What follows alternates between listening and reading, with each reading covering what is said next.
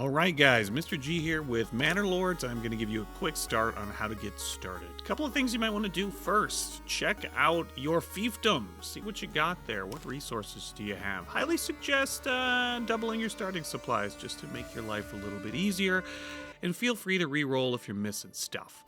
Alright, the first thing you are going to need in Manor Lords is, of course, logging camp. Most of your basic buildings are going to require logs, which have to be physically moved by oxen to construction sites. So you're gonna want that. It's gonna be the base material for a lot of stuff. Next, you're gonna need some food, which can be done either with a hunting camp or gatherer's hut. That's the easiest way to start getting food. Next, you're gonna want to lay out some roads. The road tool does make your life easy. Give a little flavor to your city. Remember, it's the Middle Ages. Try not to make straight, boring roads. This is not Washington, D.C. All right, get it wonky, get it in there, connect your stuff, because that will allow your peasants to use hand carts, which will allow them to move goods more quickly. One of the first things you start out with, you'll notice, is your hitching post. You can upgrade that to a stable as soon as possible and grab yourself an extra ox. We'll talk a little bit more about that in a minute, but make sure that your little fiefdom is connected up with the surrounding roads. That'll be important later when we get into trading. Next, you're going to want a place to store your food. Get yourself a granary. Most buildings, like the granary and the storehouse, have at least one level of upgrading you can do. So make sure you get yourself a storehouse as well, and if it fills up really quickly, don't worry, you can use planks to upgrade it, which is why we're building the saw pit right now, which is going to give us access to planks, making our lives much, much easier. All right, once you've got your basic stuff like that ready to go, let your guys get some work done. You're going to be shuffling your families around a fair bit. You start out with only 5 families. Each family can really only do one job at a time. Next, you're going to have to get some permanent homes for your families. I recommend making a decent-sized burgage plot. If you make it decent-sized, you can upgrade it for more housing later, as well as having industries built in. Next, you're going to want a market.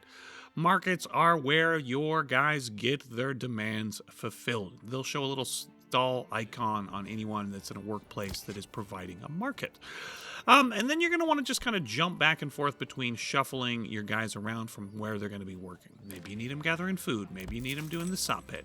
Eventually, you're going to want to upgrade your hitching post, and you're going to grab another ox. That's going to take some of your regional wealth. We're going to talk about how to get regional wealth in a minute, but try and give yourself some fun plots, make your city look interesting. And right now, we're just trying to get enough homes for 5 families. Then we're going to use some regional wealth. We can upgrade our burgage plots to crank out a little bit more materials. All right, here we go. We're doing okay. We've got a good little city going. Nothing to complain about here. Now, I recommend for your first settlement point, you go with trade logistics. The only way you're going to make regional wealth in this game is selling off your extra resources from the trading center. Money right now is not super useful right out the door. You're like, what's the difference between regional wealth and money? Well, regional wealth you can actually spend to get stuff. Money you can use for mercenary companies and influence. We'll talk more about that later. One of the last things you're going to need is a church to get your guys to be able to upgrade to burgage level 2. And we don't have water. Well, we're going to need to throw down a well, which you can only do where there's underground water sources. So I probably should have checked that sooner. Oops, Mr. G, you're in trouble. All right, you can make a militia. You will have some base weapons out the door. This is pretty easy to do. We're going to make a spear company here. We're going to go send them to take out some bandit camps because those can be frustrating, nabbing your resources. It's as simple as fighting. Click on the camp. You get to take the money. You'll notice now we have 106 gold.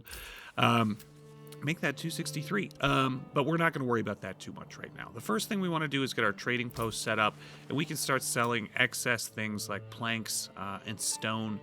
You can set the surplus you want, and then I highly recommend unlocking the trade route option, which is that little circle you see there to the right, which is going to allow trade to happen much more quickly, unlocking regional wealth, which you're going to need to really start growing your city. But those are the basics in as quick a way as I can possibly do it. Otherwise, just keep an eye on your food and your fuel. Make sure you're chopping enough firewood for everybody, and you'll survive your first winter. All right, next up, we need better farming. That's it for this one, guys. Mr. G will catch you on the next one. Mr. G out.